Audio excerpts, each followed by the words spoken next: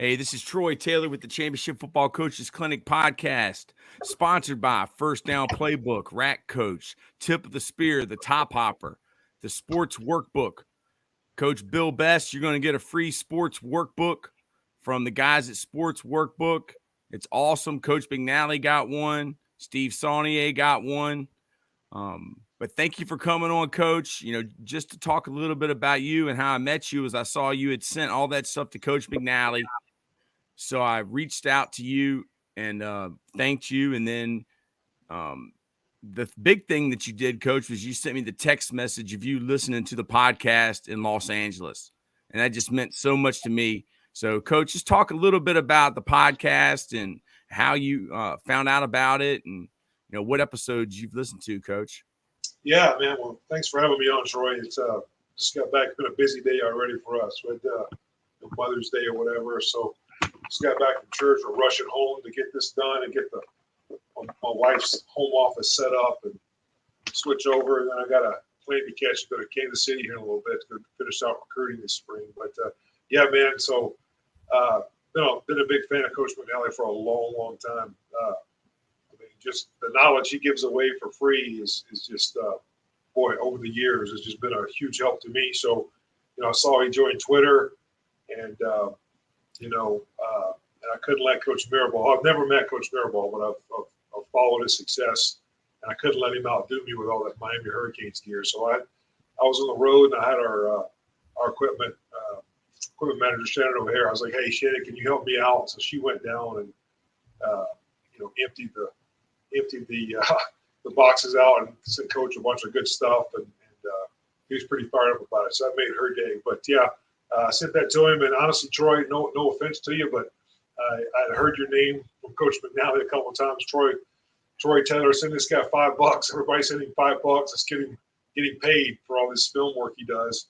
And so I'd heard your name that way, and then you reached out to me, and kind of went down a rabbit hole and started listening to the podcast on the road recruiting. Always I'm a podcast or audio book guy when I'm on the road recruiting. So I was like, okay, look at all these guys he's got on here, and I thought it was just Coach McNally all the time on the podcast. And I found out, okay, man, Coach Stricket's on here. All right, I listened to him first, and that got me going. And then Coach Clyde Christensen, that was an excellent episode. I listened to it twice actually. And then Coach Alvaro was awesome as well. So, and of course, I listened to Scott Peters. So I'm hooked, man, on the podcast. And I'm really wondering why you wanted to have me on here, because I'm not a name to compare to those guys for sure.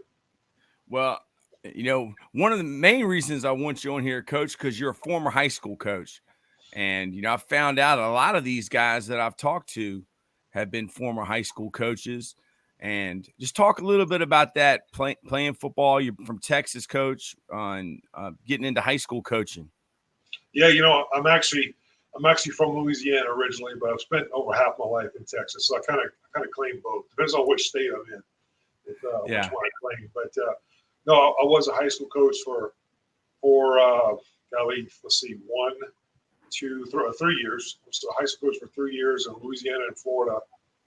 Before I got into JUCO, junior college coaching. But, I guess I got to tell you, I was an okay player in high school and wasn't very good in college, and always had a passion for this game, especially the offensive line, because I've been yelled at and cussed at and coached up hard being an old lineman my whole life since about 6th grade. So just kind of came natural to me. But, I think the thing that got me hooked on football and coaching in general was my high school line coach, who just recently retired in Mississippi.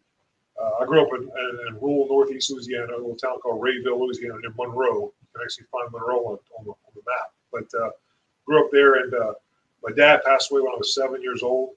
So single mom, worked 3 jobs. And I mean, really, my grandparents, my mom, and then my high school coaches had an unbelievable impact on my life. And, my high school line coach, I grew up.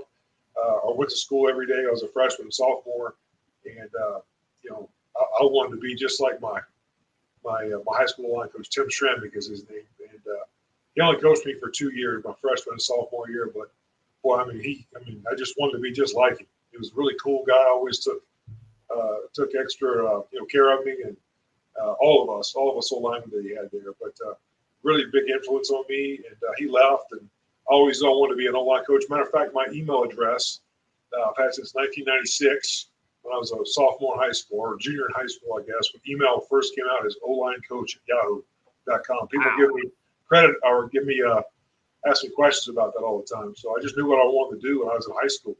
So I kind of take some pride in that. But I became a coach after when I was in college. I started coaching youth football in Louisiana, and just got a passion for it. And I became a high school football coach. All I ever wanted to be was a high school football coach. And that came, and I became a coordinator. And really, I guess you would say I kind of climbed the ranks pretty quickly.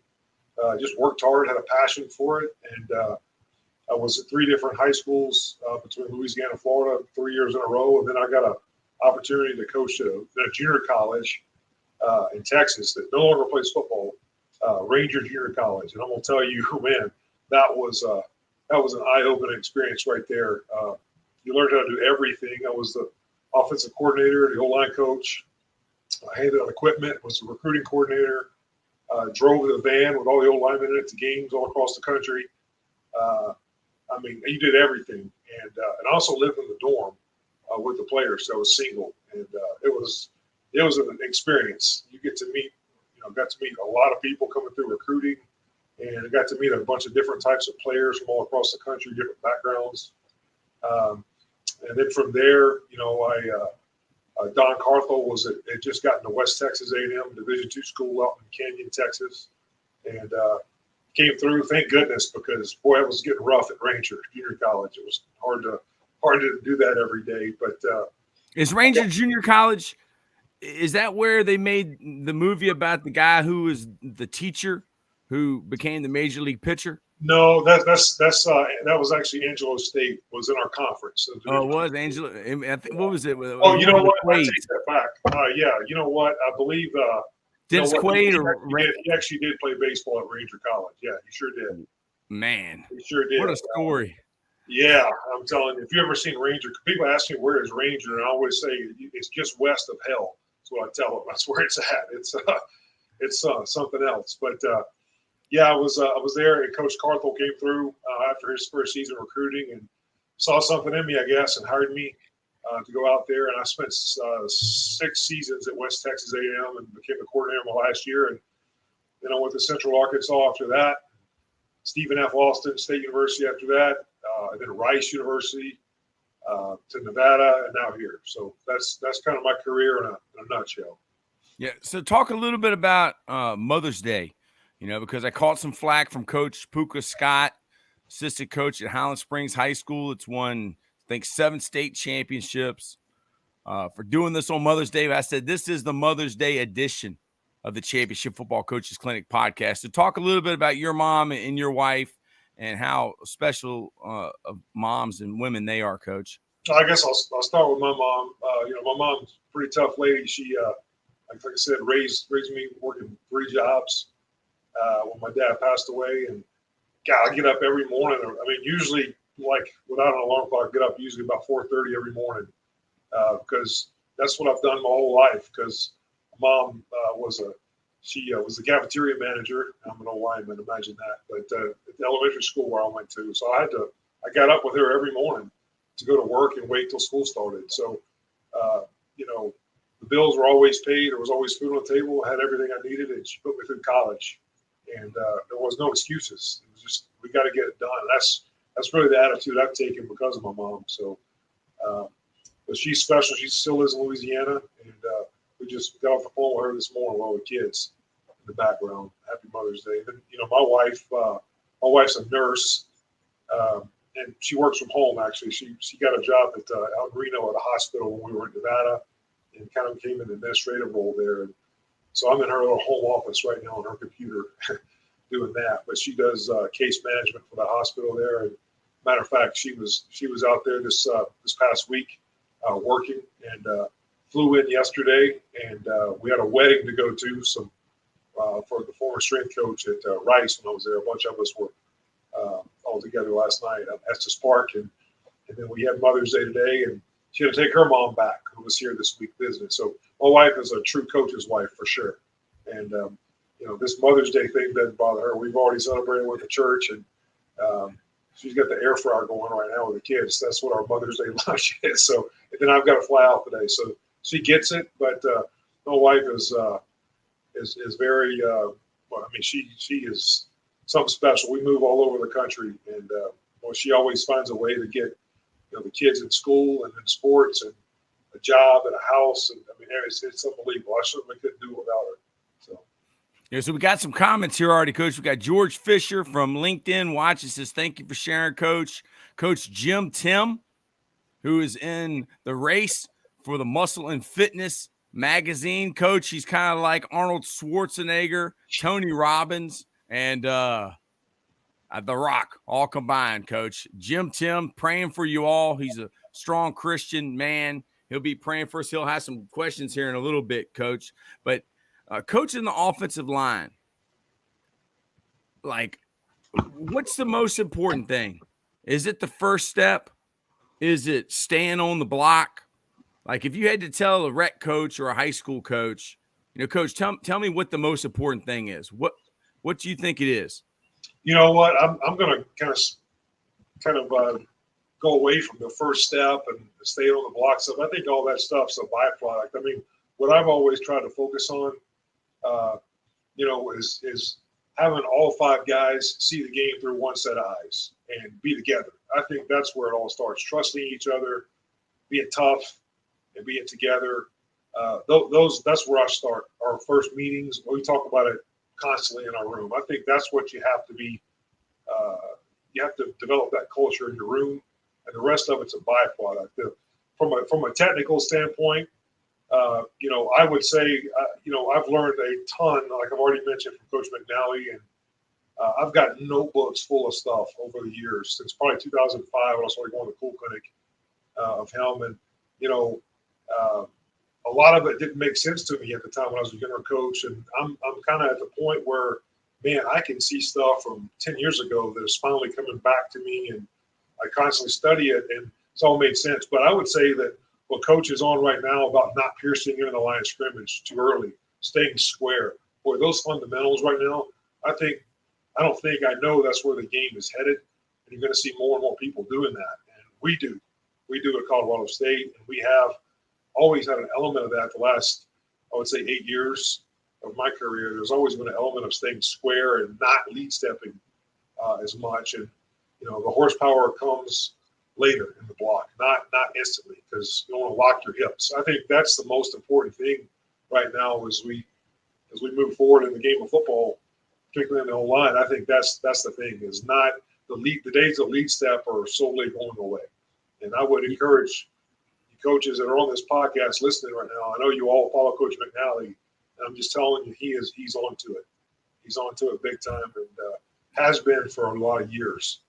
And the game is not changing, and has already changed into that. Yeah, I've told Coach McNally this, but I have a lot of DVDs here, but I don't think I have one of Jim McNally, because I never was a fan of the flipper. Like, I learned from Matt Bland, who was my high school coach, and he's the reason I wanted to be a coach. But he played at WVU for Mike Jacobs, who coached Orlando Pace at Ohio State. So I always was a hands guy. But, man, since I got to meet Coach McNally, and it was a funny story you told me about, who you thought I was. Was I a guy that worked with Coach McNally? Talk about that a little bit. Yeah, I thought Coach McNally had hired someone or whatever to help him organize his notes, and because he showed the video of his basement, all his wife's stuff. That was definitely I'd never seen his basement, obviously, but I know he's got a lot to offer, and I thought maybe that he hired you, or I just assumed that he hired you to kind of keep him organized. And it looks like you're doing that for free and doing a great job of it anyway. But I really didn't know who you were to begin with, and we kind of got to talk on the phone. I was wrapping up a recruiting trip. I was in the Denver airport. We talked the other night. I was just going to talk to you for 5 or 10 minutes about this upcoming podcast. I think we talked like 45, 50 minutes on the phone. I'm standing there. And, Coach McNally, he needs somebody to keep him organized on there. It looks like on Twitter. I think you're the one. I mean, the one doing the good work there. I mean, it's crazy. You know, Coach Mariball, he called me yesterday and said, Troy,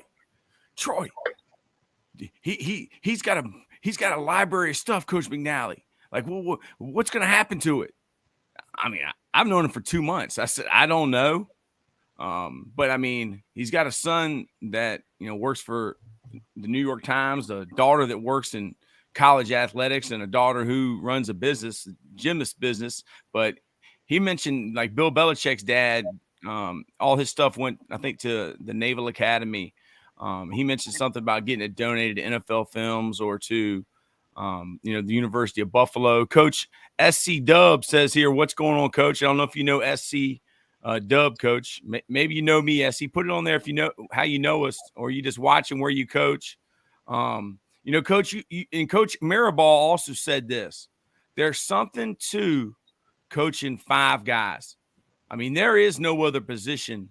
Some DB coaches just have the safeties, or some DB coaches just have the corners. You know, some guys have 4, but nobody coaches 5 guys. And, you know, Coach Mirabal, you know, he sometimes gets upset with these trainers, these guys who coach one person. So, you know, how hard is it to do what Coach McNally has done his entire career?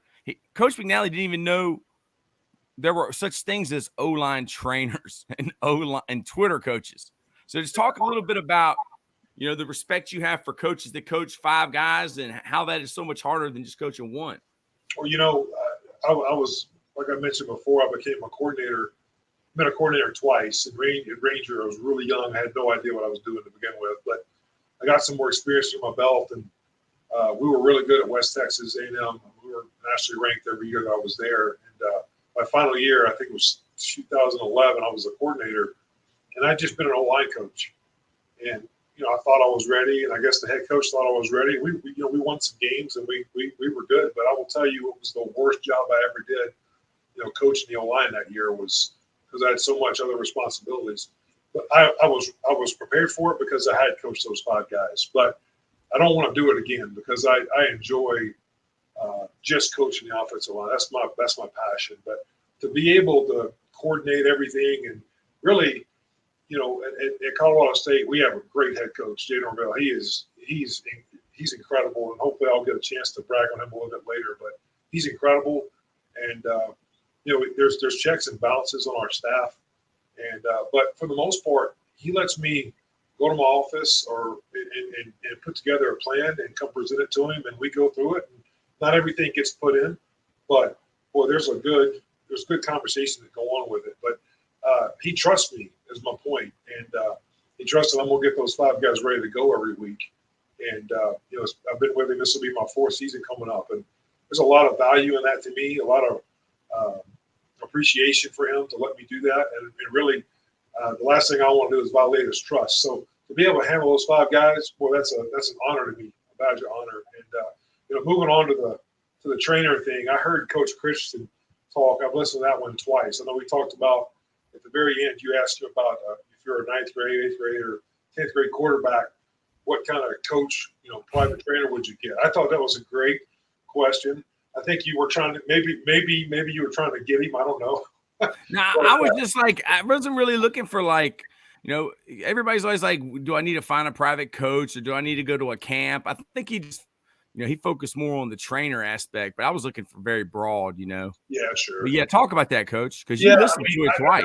You know, I recruit all over the country. Like today, I'm planning on going to Kansas City. I mean, I've been all over the country. And trainers and coaches, they're you know, outside help.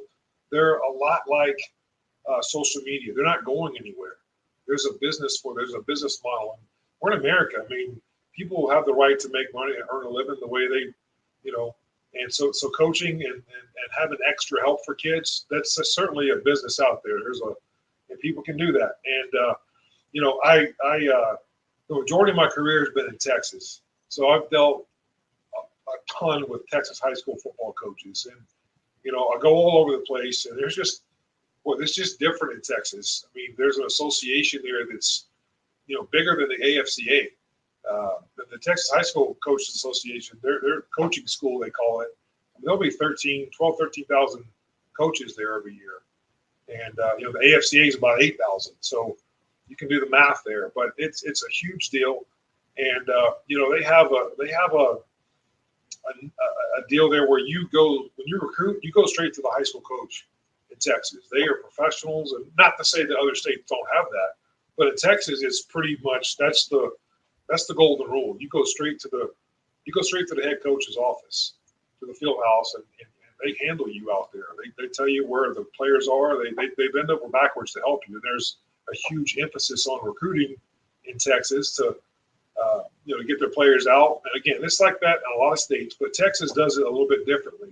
So I'm used to that because the majority of my career, always in my career, I've recruited Texas. So when I go to other states, the head coach may have to teach history. Nothing wrong with that. I mean, at all. He may have to teach chemistry or math. And so Texas is unique in that where the head coach generally doesn't do that. He is the head football coach. And he's freed up during the day, majority of the day, to handle football, to coach the football team, and to handle recruiters. And if he doesn't do it, then we have a recruiting coordinator that does it. So there's a little bit, I guess, in my head when I started recruiting outside of Texas, a little bias towards that. And these trainers that are doing stuff on the sides, with kids, it's kind of, I don't think it is as much anymore in Texas looked down upon. Like it was almost discouraged at one point. Well, now, really, I think if you take a deep breath as a high school coach, in Texas, you say, well, my kid who's going to this trainer, what is he really doing? Well, he's trying to get better is what he's doing.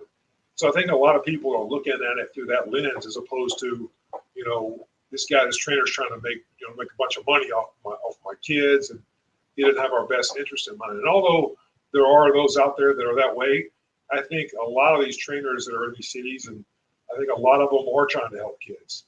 And like Coach Christensen said, if it's a trainer that's just going off of his reputation, I'll put these guys in this college, this many guys in the college, they're just doing that. Well, like Coach said, those quarterbacks he was talking about, a lot of them were already going to the NFL. Well, some of these kids are already going to college, but there are trainers out there that do a great job. I've met a bunch of them across the country that do a great job, that are in it for the kid's best interest, not just trying to make money. And then there are some ones that you got to be cautious of. So, in our business, what we're trying to do in recruiting is find out as much information about a recruit as we can. And, if a kid wants to go extra to a trainer, what does that tell me as an O-line coach? Well, it tells me the kid wants to get better and he has some sort of a work ethic. And that's a huge deal. So there's benefits and there's also pitfalls to those guys. Some of them are only worried about their own self-interest. But I think the overwhelming majority of them that I've come across the country are in it for kids as well. So I have Wyatt Bode, who's a faithful follower of the podcast. He's probably listening at work. He's in Minnesota, Little Falls, little bitty place. He's 21 years old, and he's a ninth grade coach, and he wants to get better and learn. So if you were him, because me and you were the same age. I think you were born in 79. I was born in 78, August 78. We went to clinics. We watched spring practice. We got books. We got the Nike Coach of the Year. But, the internet and coaching, there was maybe like one site. If you were a young coach today and you wanted to learn how to coach the offensive line, how do you learn and where would you start? Well, I think a great point to that, Troy, is I have been 21 years old and a young coach, and as when the internet first was really getting started. So what did you do? You went out and you met people, and I think that's the key. You can get on the internet and you can call and do these types of things. I think that's a huge part of learning because you have so much information at your fingertips these days. But in my mind, there's nothing that takes the place of getting in a vehicle and driving and meeting a coach face to face. And coaches, if you ask me for stuff on the internet, I may not on a Zoom. I may not be able to give you everything that I would normally go over with you in person, face to face. There's not that human touch, if you will. But when guys come to our clinic or they come in to visit us during spring football, I probably give out too much information. I don't know a whole lot anyway, but I usually give out as much as I know. But if I'm on a Zoom or something like that, I mean, it's just not the same to me. Not that I'm intentionally not trying to not give something up. It's just, it's not the same, the personal interaction. So I would say get in the car and drive and go pick out a college or somewhere and marry into that, because ultimately, like for example, one guy that was super, super generous to me early in my career was Paul Alexander. And I mean, he's been a mentor. I can call him on the phone. I guess he's in Germany now, coaching a football team. He's retired, coaching over there. But I remember going to the Cool Clinic maybe 2006. I was young and dumb and didn't know the ways. And I went up to him and I mustered up enough courage to go up to him between speakers at the Cool Clinic. I said, "Hey, Coach, Bill Best. I'm at West Texas A&M, and look, I've got a week. I'd love to come spend with you and just learn. I've been listening to you. I'm just eager, right? I want to learn from you. And my speech pattern probably wasn't the best. And he just looked at me and stared at me for a couple of odd, awkward seconds, probably 10 seconds. Seemed like an eternity. He goes, "A week." And I just looked at him. I said, "Yes, sir." He goes, "Let's start with a day." And I was like, "Oh, okay." And I didn't really know what to think. But you know what? The following week, I got in a vehicle that was loaned to me, and I drove from Amarillo, Texas to Cincinnati, Ohio, and went to the Paul Brown Stadium, and I got my day with him. And the next year, that turned into 2 days, and then that did turn into a couple, 3 or 4 days at a time with him just letting me come in his position meeting room, and then a couple of years ago, maybe 2 years ago, right after the COVID season, my first year of that, we were pretty good. And I'm sitting on my couch at night. It's like 6 p.m. Pacific time, and I get this call from Coach Alexander, and it was like, "Hey, I don't know what's going on here. I won't name the team because I know you want to coach in the NFL, and I just got a phone call, and they're looking for an assistant online coach, and I hope you don't mind me doing this, but I recommended you for it." And I was like blown away. Like that was never my intention for him to recommend me for a job, but him doing that was like, I can't even explain it. Like validation to me. Just all the time I've spent, chasing him around and learning and going to these clinics, for him to just recommend me for a job like that and mean it was it was incredible feeling. So I think getting that human touch, going out and picking out a school, somebody that's maybe not even well known, maybe somebody that's just doing a good job in college football or NFL, or maybe it's a great high school coach that you want to go learn from. Go take the time and invest your money and go spend time with him. Yeah. When I met Coach McNally and how he watches film, when I first met him, he was studying the Ravens offense, and he had his pad and he was studying all the different counter plays they run, and they pull the center and they pull the guard and they motion the guy and kick out. But then I started to see how little picture he really is. I mean, he's not a big picture guy. He doesn't even want to talk about how to install a play or run a play. He likes the small picture. Are all offensive line coaches like that, or are just certain guys? What's your philosophy on that? You know what? I probably was a small picture guy like that early in my career. And, and this is going to, I don't know how to even word this, but Coach McNally is brilliant. I don't want to take anything away from him. He is who he is. But for me, I want to be a big picture guy, but I want to take all those intricacies that he talks about and brings to the game and advances the game, and I want to apply them to our big picture. Like, I have to know what's going on. I want to know what's going on. I want to know what our receivers are doing. I want to know what routes are doing. I want to understand, our offense and understand everything we're trying to get done. Because I don't ever want to be a head coach, but I really don't ever want to be a coordinator again. But I love the game of football. Not to say Coach McNally doesn't. I absolutely know he does. But I want to know everything. I think for me, my advice to young coaches or other coaches listening would be both. I mean, you need to holistically know what's going on around you. I think that for me, that's made me, a better coach. I can communicate what's going on, because this past year at Colorado State, it was our first year, and we had a lot of issues. We're going to be way better. But, to me, like, motivating your team when you've lost 4 games in a row, and you're preaching, we're scooting here, we're rooting our feet, all these techniques, you're doing it over and over and over and over and over again, and you're not getting the results as a team that you want. Well, to me, it's always been a way to keep our team and our locker room together through my own way, like in our O-line position meeting room. Hey, look, this is what this guy's got to be doing. You need to be good at your job so this guy can be better at his job, and just tying it all together so that there is some hope so you can continue to grow and get better. I think as an O-line coach, we got 22 guys on the O-line on our football team. That's a lot of we have 115 guys on our roster, and I got 22 of them.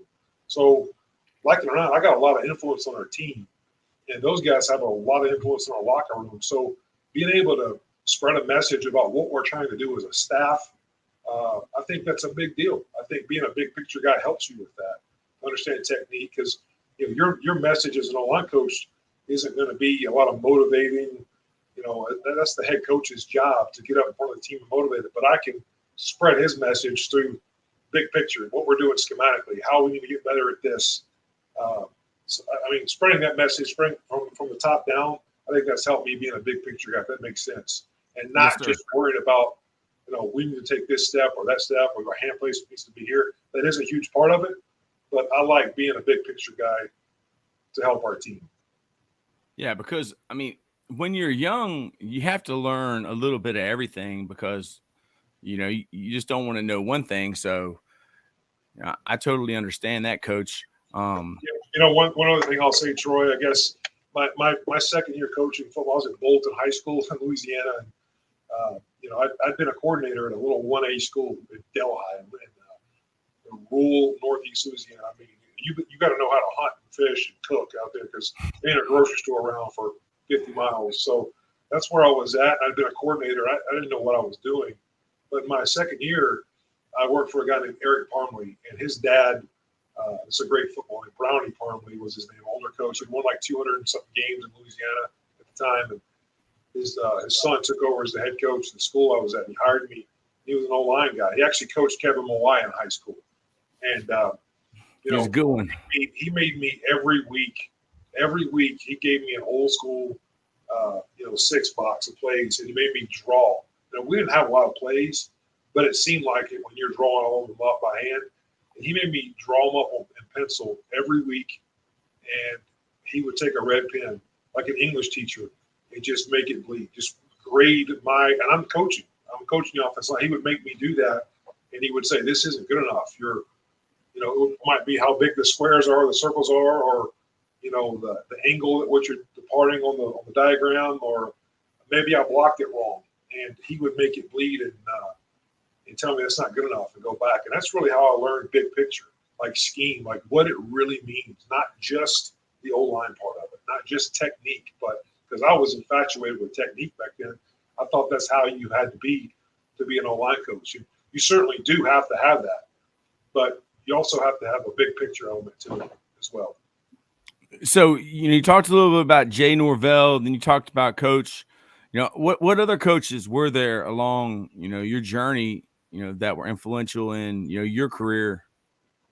Golly, everywhere I've been, I've had good coaches, been around, good coaches. But I guess I would start, Eric Parmley was the I just mentioned, who really taught me what it meant to be a coach, like how to relate to high school kids and how to command a room and how to be prepared for a meeting. As elementary as that may sound to a lot of guys, that was important in my development. Taught me how to be a professional. When you go to a clinic, to don't wear shorts and don't do this, don't do the do's and don'ts of going to clinics, and he had a very fatherly way of doing that. Teach me.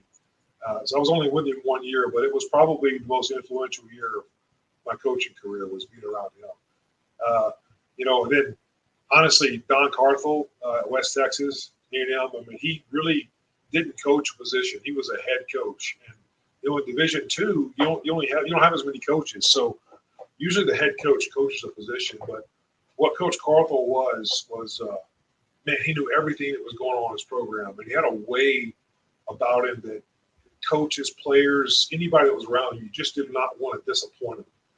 And he was able to motivate players like nobody I've ever seen before or since. And it was genuine, and he was a huge part of my development. And honestly, the number one thing I learned from him was how to recruit.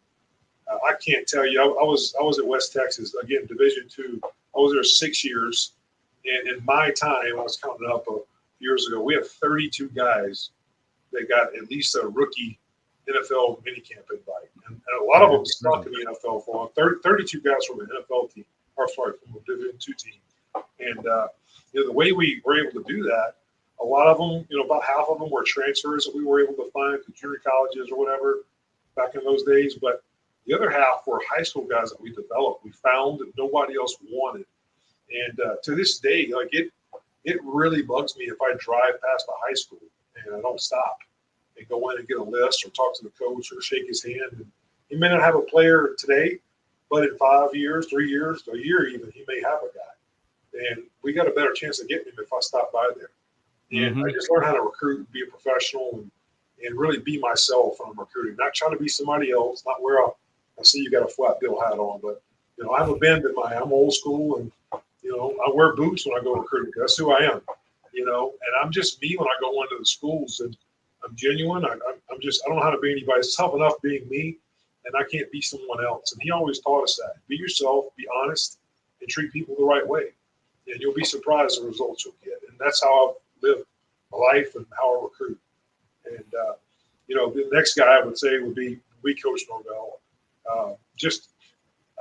He is a machine, and a lot of people, and pretty much everybody in college football, especially in the recruiting, so they all want to talk about family. And I've been on some staffs where family was a big deal. It was important, and but at our place, like my kids are in our offices running around. Like my daughter thinks she runs the equipment room. My kids are scout team will linebacker on Saturday scrimmages in the spring. We do walkthroughs. Our kids are around the building all the time, and he's all about it. Like he loves having the kids around, and he treats all of our players with respect, our coaches with respect. And he's the same person every day. He's not he can get fired up and he's competitive, but he never demeans people, coaches or players. He's the same every day. And that's such a breath of fresh air in the state and age in college football in general, where I hear horror stories out there about how coaches are treated and sometimes players are treated. But I work for a special man in general. That he's the salt of the earth. And again, he's that way every day. How did you get hooked up with Coach Norvell, Coach? Yeah, so I was working at Rice University for Mike Bloomberg, who's a great dude. Mike Bloom was he was at the Jets for a long time, and he was under Coach Callahan there, Bill Callahan, with the Jets, assistant line coach, and kind of climbed the ranks. And then he went to Stanford, and so there's Coach Callahan's influence there. But Coach Norvell and Coach Callahan have worked together at several stops in Wisconsin, with Nebraska, with the Raiders. And Coach Norvell was his tight ends coach or the receivers coach or even the coordinator at Nebraska. So they have a long history, long friendship. And, then Matt Mumme is our quarterback's coach at Colorado State. In West Texas, we were the air raid. So there was a connection there between Bloom and Mumme. And we kind of knew each other. And I had never met Coach Norvell before, but I was at Rice coaching tight ends, and we were West Coast offense. So I had that background. And then I had an air raid background being with West Texas. I've been a coordinator, as I mentioned before. So I think Coach Mumme and then Coach Bloom both had a unique way to connect with Coach Norvell about me and how I had West Coast experience and air raid experience. And they interviewed me in Nashville at the convention. And he hired me a couple of days later. And it's been an awesome experience going on year 4. So funny how things work out like that. So you went from a Division II program to Nevada, Coach? No. So a couple stops in between. So West Texas was Division II. And then I was at FCS Central Arkansas. Yeah. And then FCS Stephen F. Austin. East Texas, and then Rice. And then, right on. So a couple stops in between. So at Colorado State, Coach, a guy who's from Richmond, Virginia. I've never been to Colorado, but I heard it's a beautiful state. You know, y'all are going into your second year. You know, what was it like on the offensive line when you took over, and then now you got 22 guys? I mean, that's like 7 strings. I mean, that's a lot of guys. So it is. It's been a whirlwind for sure. So we were at Nevada and we were good. And ironically, our last game that we coached at Nevada was against Colorado State in 2021. And you know, we came up here and played and we beat them pretty handily. And you know, our kids in Nevada is a blue collar program for sure in a lot of ways, and we embrace that. And our kids played with a chip on their shoulder and played hard, and we were really good. We had some really good players that they had developed. And anyway, we came up here and we beat Colorado State pretty handily. And a week later they called us. They had a coaching change here at Colorado State, and they called Coach Norvell, and we took the job. But I remember getting off the bus to do the walkthrough at Colorado State, and our kids in Nevada were just looking up the stadium, the facilities, and they were like, "Holy cow!" And we were all just blown away by how nice it was. So, but anyway, we got here in December of 2021, right after the season, and you know, anytime there's a coaching change, especially in this portal era, there's always uncertainty about your roster. The young men that are at the program, or you know, they're uncertain about what the direction is going to be and who are these new coaches, and maybe there's been turmoil, maybe there's been turnover they've experienced before. So there's a lot of uncertainty. So as soon as we got here, there were a lot of kids, a lot of young men that left the program and went other places, and some of them have had success. Some of them, you know, I'm not quite sure, but you know, they were all given the opportunity to stay because, you know, we didn't know what we had. So it was a trying year. And, you know, we were completely different offensively. They were, you know, running duo and, you know, a lot of 21, 22 personnel, or just 12 personnel, running the football as a ground game emphasis. And so a lot of the old linemen that we had here, just in my position, you know, they were not built for what we were going to do, which was, you know, we're going to throw the football. We're going to run it, but we're going to emphasize on throwing the ball deep down the field. And that's who we are. So, you know, our depth on the offensive line we didn't have a lot of bodies to begin with, and we had some young guys that were brought in by us. So it was a very trying year. And then at receiver, we were really down. We were forced to play a bunch of young guys, and you know, we did not. We certainly did not say, "Hey, this is year one. We'll just survive and move on." That's not what we did. We finished our season. I think someone told me the other day we had 48 guys on scholarship at the end of the year, which is unheard of. I mean, we're supposed to have 85. So it was a trying year, but we kept getting better every week, and we were in a bunch of close games. We won 3. And the thing about this place is we sold our stadium out twice and almost 3 times. I know. I tell this to people. I didn't even want to watch this play sometimes last year. It was miserable to do it, but we got great support here. And, you know, this spring we were able to flip our roster, and, you know, we've got 13 new offensive linemen coming in just in my room, and a bunch of skill guys that have grown up, and we've added to that. Our defensive staff is terrific. Some young guys over there that are really, really talented as coaches, and they've got everybody back on defense. So we're extremely excited about this year coming up. So the current state of offensive line play on the college level, I mean, what do you think people are – I mean, I know you have to be able to run block and pass block at the same time. You talked about Coach McNally's teachings, you know, pretty much are the future. But, I mean, what do you think, like, as far as offensive line play goes on the college level? Like, is it going to be RPO down the field? Is it going to be drop back pass, run game, or is it going to stay the same? Or, I mean, people playing, you know, these 3 safety defenses. What's your idea on that, Coach? I got a comment too, Coach. Sure. Having a young offensive line is a real unique experience. Coaching NAIA ball in Iowa, looking like we are going to start 4 sophomores on our line next year. So, Coach SC Dove, you got a question for Coach? You know, I just asked him a little bit about the current state of college football and where he thinks it's going with offensive line play. If you want to ask him anything, put it in the chat. Yeah, so Troy, I think the current state, I mean, it's hard to say. I mean, I think as long as you got Coach McNally and guys like him out there that are willing to grow the game, And I mean, I generally mean that. Like I appreciate him so much for doing that because, you know, without guys like that guiding us, the younger generations, I mean, who knows what it would look like.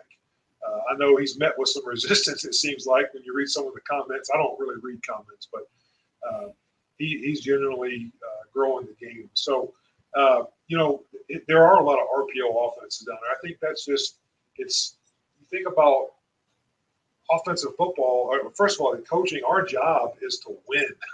I mean, it's to win. That's what we're all trying to do, is to win football games. We're in the entertainment business as far as professionalism. Our job is to entertain, to score points on offense and win. That's our job.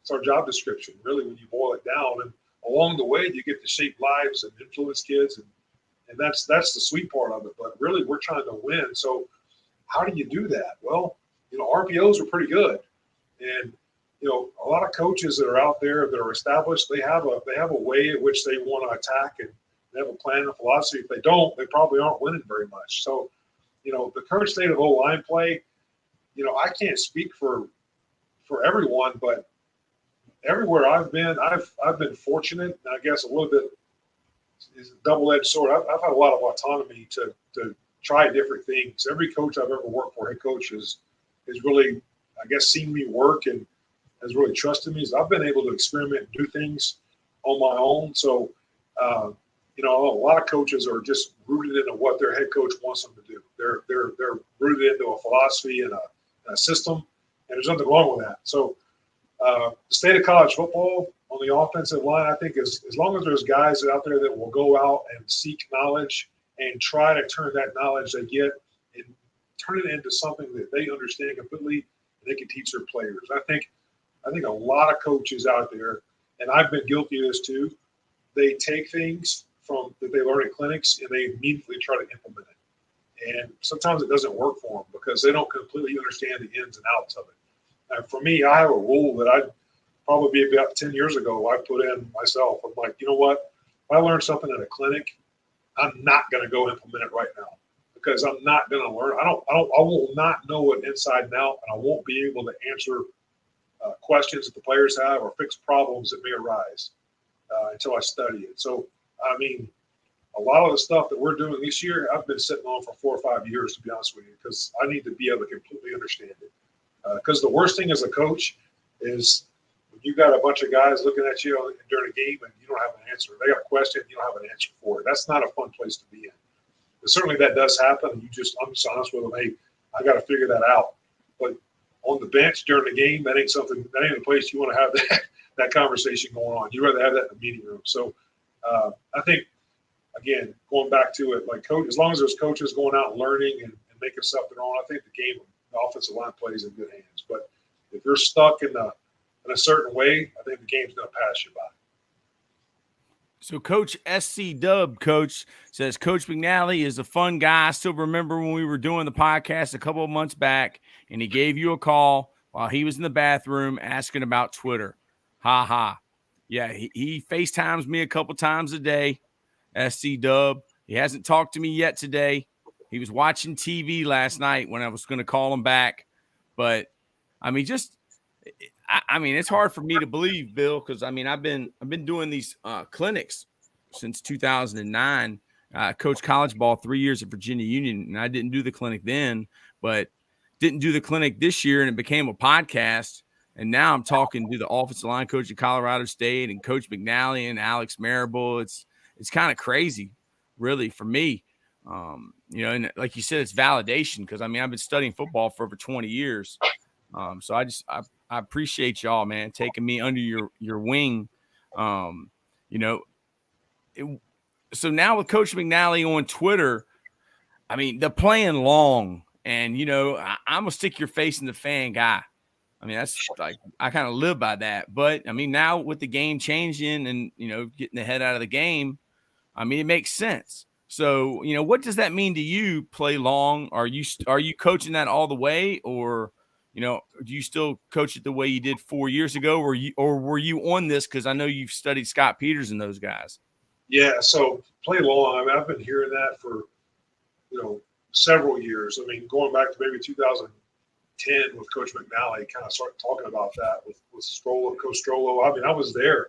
Those clinics up in the top 4 of the Millennium with Bob Wiley. I don't think Bob Wiley knows who I am, but that's okay. I know who he is, and I've been around those guys. And I'm not a very outspoken person. I just sit back and listen.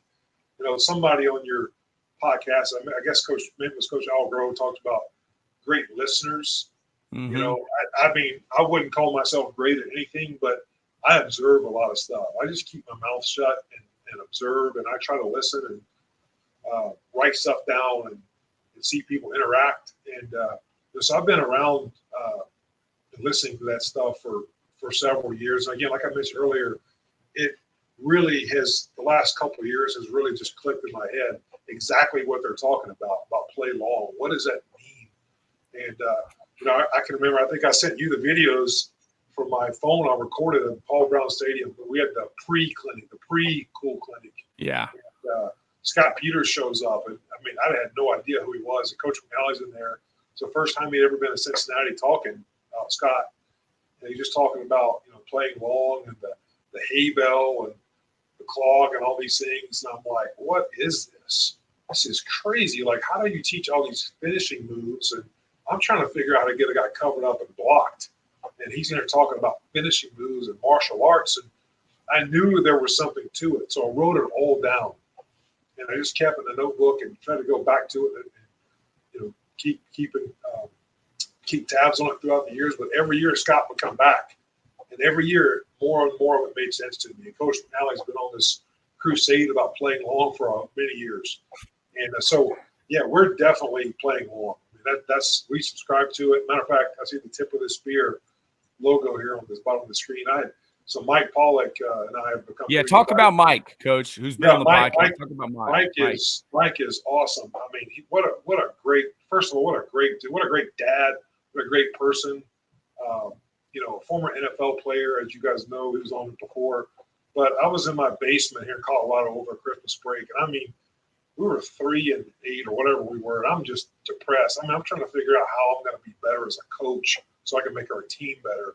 And it's like something's got to change. So I pulled all those notebooks out and started going through all the pass protection stuff and the run game notes that I had. And I was like, you know what? This Scott Peters guy's on to something. Let me go back. And so I got on the website. I just pulled all the notes out. I just dove into it for like 2 weeks. And, you know, I text Scott. I think I have his number. Maybe he did not text me back. That's okay. He's a busy man. They were playing. And so I got on there and I found Mike Pollock. And I'm like, I don't know, maybe this guy will reach. So I emailed Tip of the Spear. And next thing you know, Mike Pollock is emailing me back. And then I got his phone number and we hit it off. And I mean, I go out recruiting to Phoenix and I guess it was January, and I met with him in a hotel. We're in a hotel in Phoenix with the airport on a Sunday. There's a couple games going on. And I mean, we're in there. I think people in the hotel thought we were fighting because we were going through all these techniques and bumping into chairs and everything. And I mean, that was like 4 or 5 hours. We just sat there and talked. And I mean, it was allowed me to really sink my teeth into what we're doing now. And, you know, Mike came out and just kind of was a fly on the wall to observe us during spring football and give me a bunch of comments and suggestions. And, you know, and that was great for me. And then when I go out recruiting in Phoenix, the other day I went out and I had an evening where I got there pretty early and I went to his kid's Little League baseball game. I got to tell you, he's coaching Little League baseball. He's intense. He's intense. His son's playing. He's like 9 years old. It's like a mini version of him. I mean, he was a great baseball player too. He told me he was. I think his brother maybe even played at Arizona State. But Mike's son, he actually made this comment. It looks like somebody took Mike and just did this and this to his son. I mean, they are identical. Pretty funny. But no, Mike's been great and been a big resource for me and our players. You know. The last couple weeks for us. So and I know he's excited about what we're doing here, and we're excited to use that stuff. So. Yeah. So, you know, for the people that don't know about Tip of the Spear, you know, could you just give them just maybe a 5-minute, like what does it mean to be the tip of the spear and, you know, to subscribe to their teachings and become part of it? Yeah, I mean, you know, what really, so tip of the spear is just a new way. It's so organized, especially, what we really focused on is the pass protection. Just Scott's system he developed on how to organize your sets, your strikes, and your counters, and your pass blocking. I mean, we all feel. I had a real, I don't know. I'm not going to say insecurity about me as a coach. I'm humble enough to say I'm not. I don't know everything as a coach. I think sometimes people expect you to know everything. I mean, my job is to get better. So I'm going to take what I know and I'm going to apply it and teach our players. But I don't know everything. And what I was struggling with was, when you get into a pass set and you take this angle and you strike here, and then now what? Now what? Like I always had a void in my head. I'm almost making up stuff. Right? I talk and you get stuff in pieces, answers in pieces from other coaches.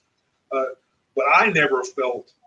I tried not to let our players know that, but I never felt like completely. What's the word I'm looking for? Never satisfied in knowing all the knowledge of exactly what I'm teaching, how to finish it. You know what I mean? So I went through the strike system and, counters. Like to me, counters were kind of a bonus. Like if I take a great set and I get a good strike and I get my second hand on there, I'm good. And now I'm just playing football. That was really, an answer. Like, hey, you just got to play ball. You got to finish. You got to move your feet. You got to finish. Well, I think that's negligence as a coach to be able to tell a kid, you just got to move your feet. Well, I found myself saying that too often, and it bothered me. So these counters that he teaches, like how to break down a bull rush, how to break down a rip move, how to break down these different deals, they can be taught. But he's the first guy I've ever heard really systematically break them down and show you how to drill them, when to use them, how to use them, and in a way that as a coach you can understand and replicate, and then your players can understand it. And that really, really sold me on it. And so we've been doing it. And, now when we watch one-on-one pass rush, I have a GA who's bought into this stuff too. He better be bought in, right? He's a GA. Yeah. He has really bought into it because he sees the benefit. And when we break down pass rush, one-on-one pass rush, I mean, he labels. This is an angle A set or whatever. This is a outside pillar with an inside clamp, and this is a clog. And this was a win. And this was the move. And he breaks it down basically like, how baseball breaks down, they break down everything into a stat. So we can break down any of those. I want to see all the angles, angle Bs, where they use the outside pillar. We can pull that up and look at all of them in sequence. And we can really break down the technique of the issues that a player may be having. So I think being able to put it in there really hit my brain. We got to be into this because this is how football is going. Rather than being some generic term of you got to be better at moving your feet, you got to slide, you got to do this. Because I think a lot of people just coach that. I was one of them. They can get you to a certain point, and then it's like, oh, you got to be a good football player. Well, how do I get better? What am I supposed to do here? So a lot of players don't know that. And now equipping them with this strike system that we're doing, Tip of the Spear offers, well, it's really made a change. Our guys are way more confident. So I encourage you, if you don't know about Tip of the Spear, boy, go look at it. It's really good stuff. So the Cool Clinic is coming up this week. Coach McNally will be kicking it off on Thursday. Talk a little bit about going to the Cool Clinic and that story you told me about working out, Coach, and those guys. So I've been going to the Cool Clinic. I got there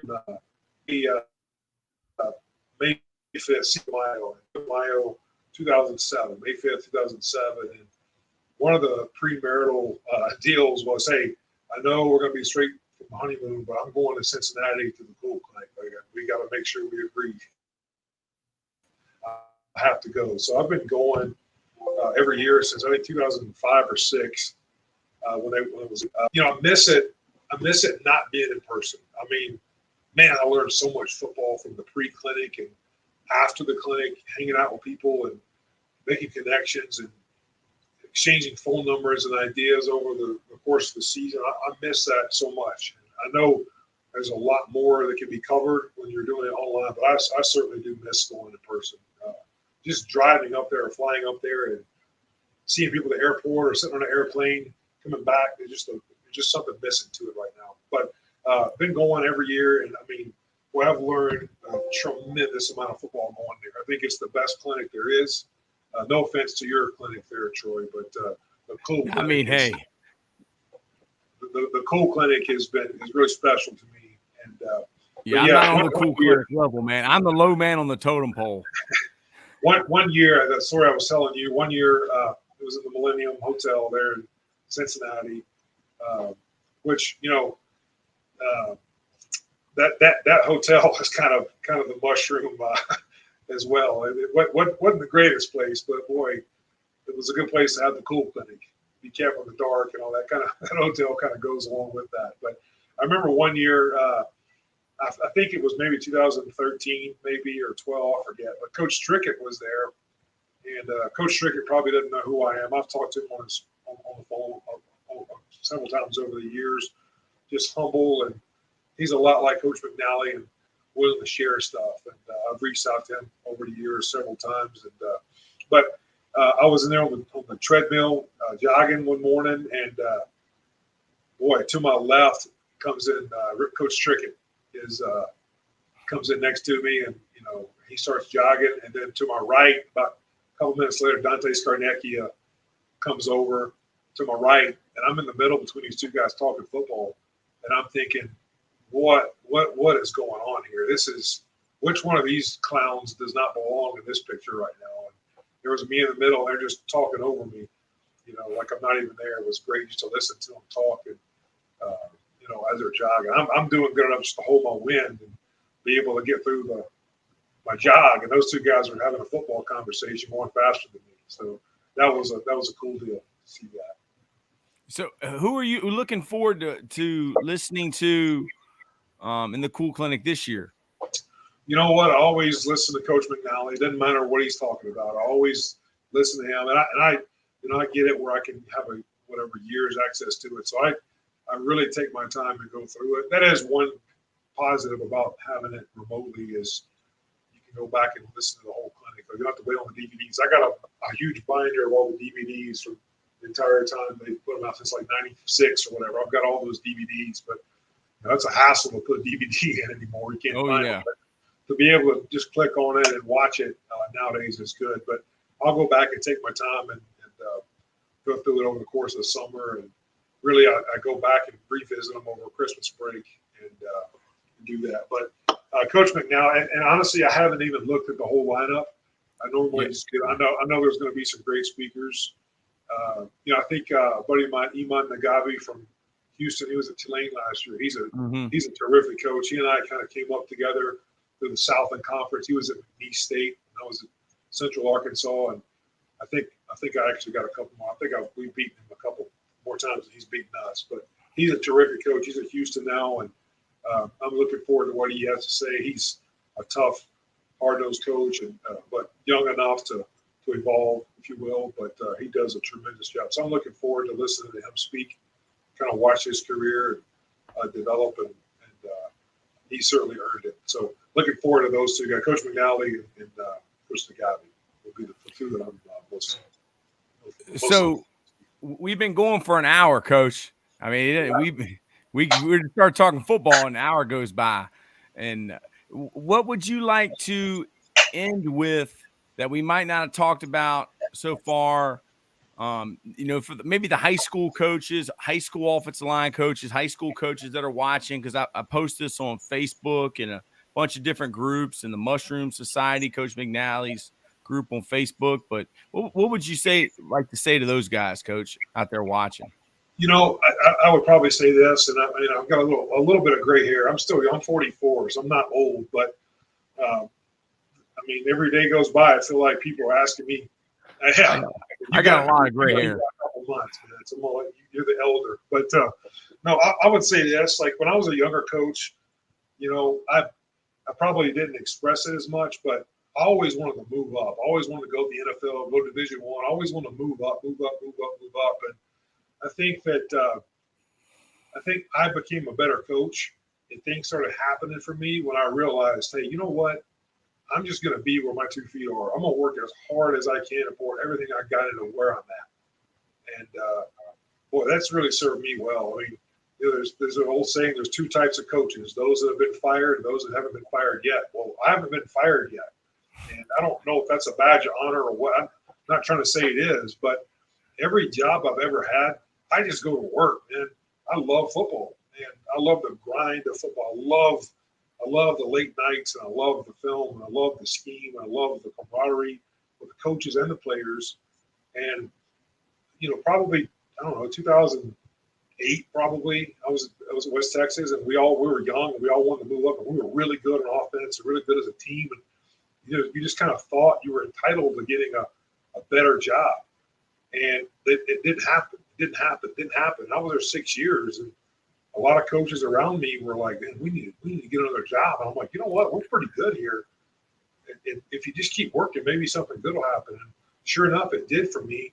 And so I just realized then, back in maybe 2008, I'm just going to go to work every day. And if I do a good enough job and our players play hard, and I don't worry about those other things I can't control, good things are going to happen. The Lord's going to provide. Boy, He has. I mean, we live a great life. My kids, I don't think my kids have ever stayed in a Motel 6. I was thinking about that the other day.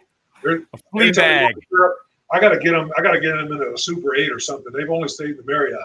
You know what I mean? It's not good. They go camping a lot. They know how to pitch a tent, but when they go on the road, I mean, it's all that. And my kids just turned 12, my twins, and this is their 7th house they live in. When did they turn 12, Coach? My son just turned 12. May 2nd. They turned.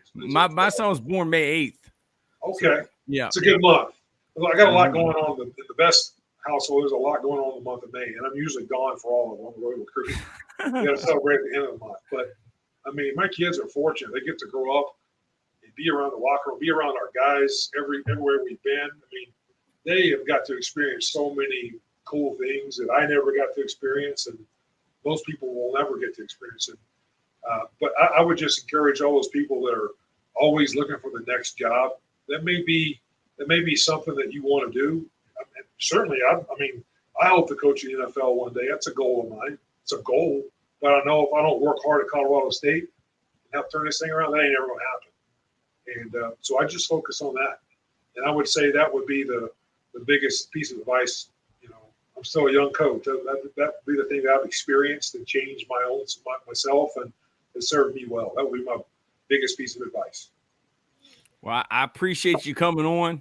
Are you going to – Coach Strollo wanted the link to the 9-hour clinic we did a couple Saturdays ago because he wanted to evaluate himself, and he apologized on the private link on YouTube. It's a private link. Only the people that paid for the clinic can get to it. And he apologized and said, I'm sorry for the bad Wi-Fi, and never rewind a YouTube video because he was trying to show video from YouTube. So are you going to listen to this, Coach? Absolutely not. Absolutely not.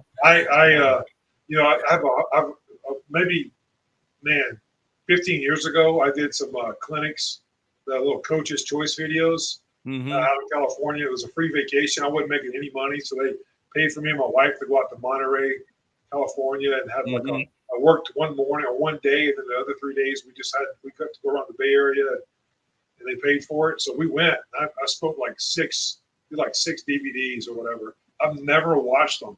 I cannot stand hearing myself talk. It's bugging me. I'm looking at you because I don't want to look at myself. I got a face made for radio, and I'll never go back and watch this at all. I hate hearing my own voice on video or recording. So, hey, before you sign off, I'm going to get you, Coach. Talk a little bit about the podcast and what you've heard compared to other podcasts out there. I might even use this for promotion, Coach. Yeah, you know what? We were talking the other night when I was at the airport. We had that long phone call. I think to me, your podcast is great because I love listening to coaches that have been around the game for a long time, and just the wisdom that they provide. Like I think you and I were talking about how I grew up, my grandpa would take me to the barbershop every Saturday morning. Mm-hmm. And I just sat there as a young kid, and I just listened to grown men talk about anything and everything. That was my childhood on Saturdays, was going around the old, small town and hearing that. So I feel like I'm able to talk to anybody.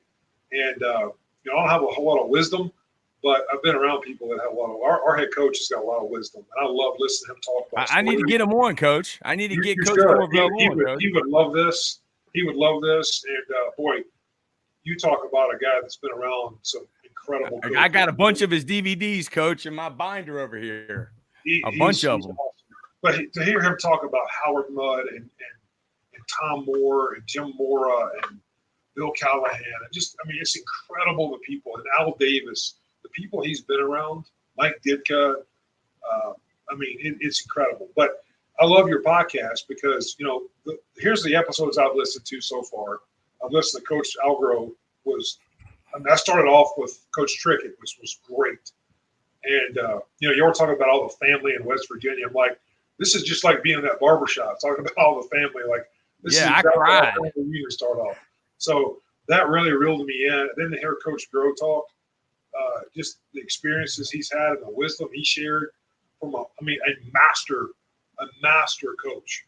I eat that up. Like, I can listen to scheme and talk football and playing long and this and that and the other. I can listen to that all day, but what really, really I get enjoyment out of is just listening to master coaches talk like this. Now, you're not listening to a master coach. I can tell you that right now. But probably no one ever listened to this one. But I love the podcast because you bring on guys like Coach Grove and Coach Clyde Christensen. I never met Coach Christensen or Coach Grove, but those are my two favorite podcasts so far, just because of the wisdom they're able to give away. And to give up 2 hours of their time. It didn't seem like 2 hours. I could have listened to that the entire day. Yeah. Well, the Bob Wiley's 5 hours, and his mic was messed up, and there was a 5-second delay between us asking the question and him hearing it because he was watching it on YouTube. Yeah, but I got Paul Bedreau, Coach. I got Mike Stock. Man, I've got so many coaches that I've been so blessed with. Steve Saunier and Coach McNally, and I appreciate Coach. I would love to get Coach Norvell on here, Coach, because I'm a football junkie, and I'd like to hear all the stories about all the coaches. His could easily turn into one, like Coach McNally's. I don't know. Coach McNally's got like 35 different versions of this podcast. It seems like. I scroll through the menu. He's got a bunch, but Coach Norvell has, like I said, he's an incredible person and an incredible coach. And I tell recruits this, like, I do work for him, but I work with him. Like, it's really one of those relationships. And you think about he'll never tell you his resume or where he's been unless you ask him. He's one of those types, so humble. And but yeah, he would be an incredible person to have on and talk to. So I'll see if I can get you hooked up with that. That would be great, Coach. I appreciate it. Happy Mother's Day to your wife and your mom, and thank you for coming on, Coach. Yeah, enjoyed it. Thank you very much. I'm gonna press in. We can stay on here for a second, Coach. I'm gonna press in.